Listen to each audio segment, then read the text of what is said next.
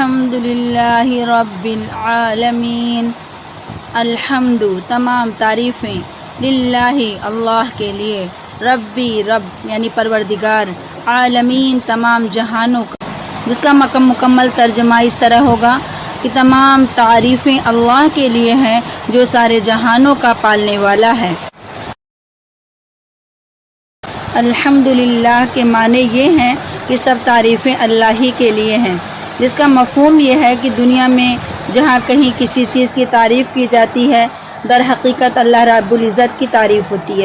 جیسے ہم کسی عمارت کی تعریف کرتے ہیں تو در حقیقت اس کے بنانے والے کی تعریف ہوتی ہے۔ لہٰذا اس کائنات میں جس کسی چیز کی تعریف کی جائے اور بالآخر اللہ تعالیٰ ہی کی تعریف ہے، کیونکہ وہ چیز اسی کی بنائی ہوئی ہے۔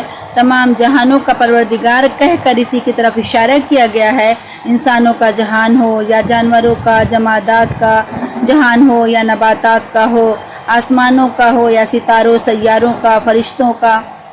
دراصل سب کے تخلیق اور پرورش اللہ تعالیٰ ہی کا کام ہے، اور ان جہانوں میں کوئی چیز قابل تعریف ہے اور وہ اللہ کی تخلیق اور شان ربوبیت کی وجہ سے۔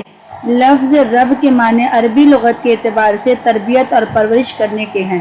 در حقیقت تربیت اس کو کہتے ہیں جو کسی چیز کو اس کی حکمت اور مصلحت کی رعایت کرتے ہوئے درجہ بدرجہ آگے بڑھایا جائے اور حد کمال کو پہنچایا جائے، اور یہ لفظ صرف اللہ تعالیٰ کی پاک ذات کے لیے مخصوص ہے، کیونکہ ہر مخلوق خود محتاج تربیت ہے، وہ کسی دوسرے کی تربیت کیا کر سکتا۔ الرحمن الرحیم، الرحمن جو بہت مہربان، الرحیم جو نہایت رحم کرنے والا۔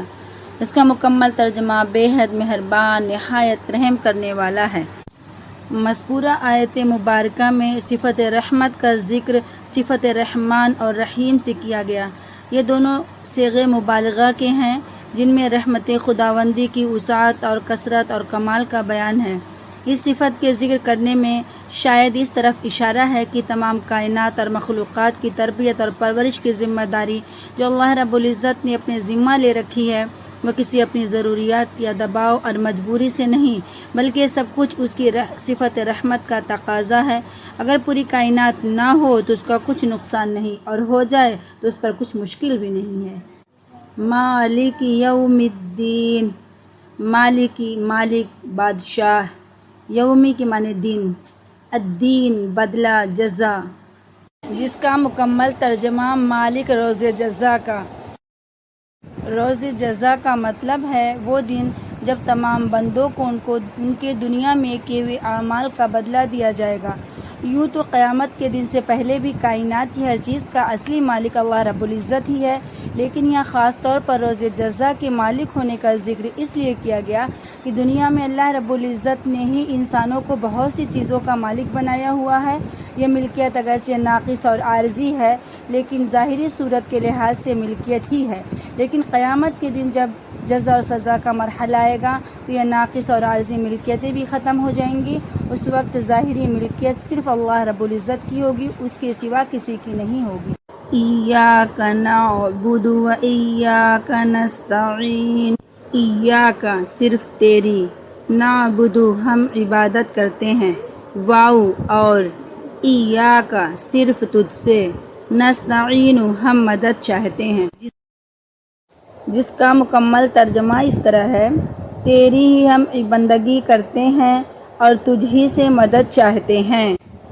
اس چوتھی آیت میں بھی ایک حیثیت سے اللہ رب العزت کی حمد و ثنا ہے کہ عبادت اور اعانت کے لائق صرف وہی ذات ہے، اور دوسری حیثیت سے انسان کی دعا اور درخواست کا ذکر ہے کہ ہماری مدد فرمائے، اور تیسری حیثیت سے انسان کو یہ تعلیم دی گئی ہے کہ اللہ رب العزت کے سوا کسی کی عبادت نہ کرے اور اللہ تعالیٰ کے علاوہ کسی کو حاجت روا نہ سمجھے، کسی کے سامنے ہاتھ نہ پھیلائے۔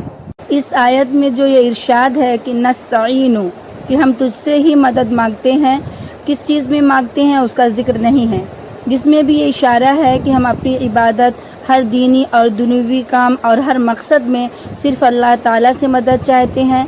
عبادت سے مراد صرف نماز اور روزہ ہی نہیں ہے، بلکہ امام غزالی رحمۃ اللہ علیہ نے اپنی کتاب اربعین میں عبادت کی 10 قسمیں لکھی ہیں۔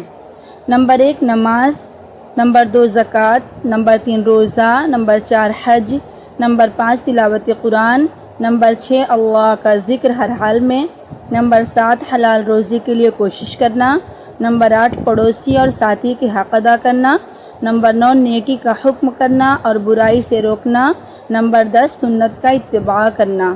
اس لیے انسان کو چاہیے کہ ان سب عبادتوں میں کسی کو اللہ کا شریک نہ کرے۔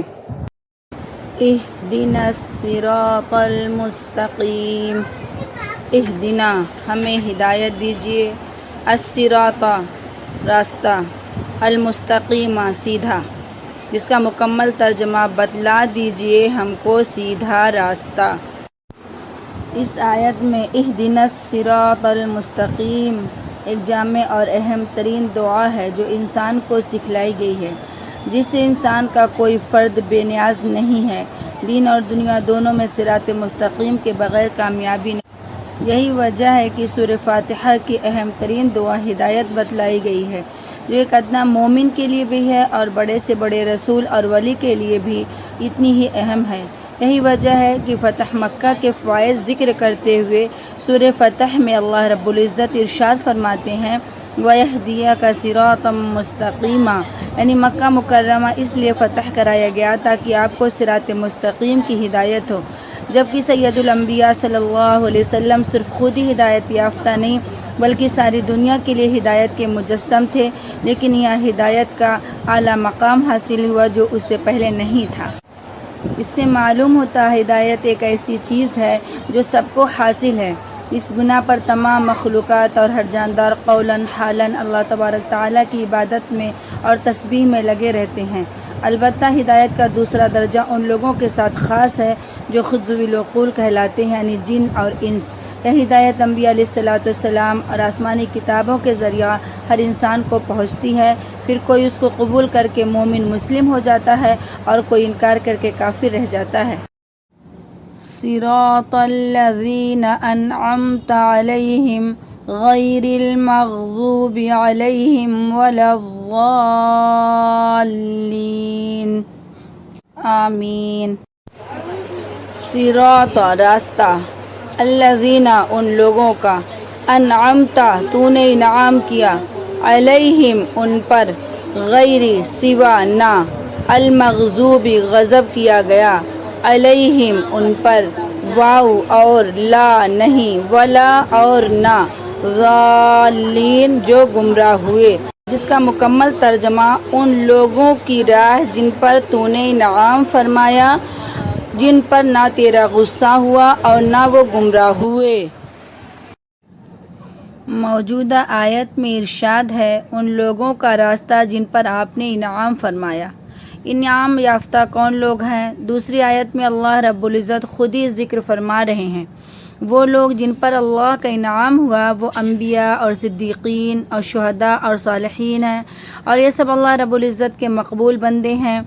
ان میں سب سے اعلیٰ مقام انبیاء علیہ السلام کا ہے، اور صدیقین وہ لوگ ہیں جو انبیاء کی امت میں سب سے زیادہ رتبے کے ہوتے ہیں، جن کو عرف عام میں اولیاء بھی کہا جاتا ہے۔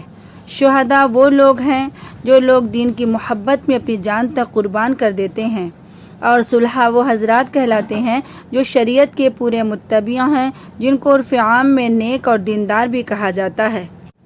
دراصل ان 4 درجات کے حضرات جس راستے پر چلتے ہیں وہ صراط مستقیم ہے۔ اس کے بعد آخر آیت میں منفی صورت کو ذکر کرتے ہوئے ارشاد ربانی ہے نہ ان لوگوں کا راستہ جن پر آپ کا غصہ ہوا اور نہ ان لوگوں کا جو راستے سے بہک گئے۔ المغضوب علیہ وہ لوگ مراد ہیں جو دین کے احکام کو جاننے پہچاننے کے باوجود شرارت اور نفس پرستی کی وجہ سے خلاف ورزی کرتے ہیں یا احکام الہیہ کی تعمیل میں کوتاہی کرتے ہیں۔ آیت کریمہ کا حاصل مطلب یہ ہے کہ ایک سچا مومن وہ راستہ نہیں چاہتا جو نفس پرستی، بدعملی اور دین میں تفریط پیدا کرنے والوں کا ہے، بلکہ ان کے درمیان کا سیدھا راستہ چاہتا ہے۔ الحمدللہ سورہ فاتحہ کی 7 آیات کی تفسیر اور ترجمہ مکمل ہوا۔ اس پوری سورت کا خلاصہ ایک خاص دعا ہے کہ یا اللہ میں صراط مستقیم کی ہدایت عطا فرما، چونکہ دنیا میں صراط مستقیم کی پہچان ہی سب سے بڑا علم اور سب سے بڑی کامیابی ہے۔